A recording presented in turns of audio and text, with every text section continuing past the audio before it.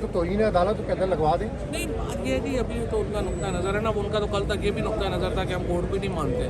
اب آ گئے نا سارے, تو یہ تو باتیں کیسے کرنے والی ہوتی ہیں. 14 مئی سے آگے جاتی ہے ڈیٹ, تو آپ کے لیے قابل قبول ہوگا. ہو سکتے ہیں کیونکہ تحریک انصاف کو بھی لچک دکھانی پڑے گی. نہیں ہم تو لچک دکھا ہی دیں گے, ہمیں کوئی پرابلم نہیں ہے.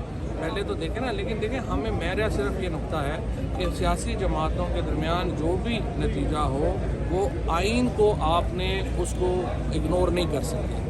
نہ سپریم کورٹ کے فیصلوں کو اگنور کر سکتے ہیں, نہ آئین کو اگنور کر سکتے ہیں. تو جو بھی فیصلہ ہوگا اس کو کانسٹیٹیوشن میں لانا سر 14 مئی سے آگے چلے جاتے ہیں, کانسٹیٹیوشن میں امینڈمنٹ کرنی پڑے گی, اس کے بغیر نہیں جا سکتے. تو وہ چیف جسٹس نے کہا ہے کہ آپ لوگ بھی ایک سائڈ پہ بیٹھے ہیں اور ریجیکٹ نہیں ہونا مذاکرات کی. میں یہی کہہ رہا ہوں نا, کانسٹیٹیوشنل امینڈمنٹ پہ کنسنسس کرنا پڑے گا نا. میں جو آپس میں جو اتفاق رائے ہے نا, وہ آپس میں اتفاق رائے بھی جو ہے اس سے وہ کانسٹیٹیوشن تو ڈیفیٹ نہیں ہو سکتا. کانسٹیٹیوشنل امینڈمنٹ ہم نے تو پہلے ہی کہا ہوا ہے کہ اگر اجتماعی استعفے نہیں ہے تو ہم تو کورٹ میں گئے ہوئے ہیں. آپ نے شاید فالو نہیں. سپریم کورٹ بیچ میں آ گئی ہے, اب کیا سمجھتے ہیں, آپ کی سیاسی نظر کیا کہتی ہے کہ پی ٹی آئی واپس اسمبلی میں آئے گی اور معاملات وہاں پہ حل ہوں گے؟ ہم تو کریں گے, ظاہر ہے اس کے مطابق ہی آگے.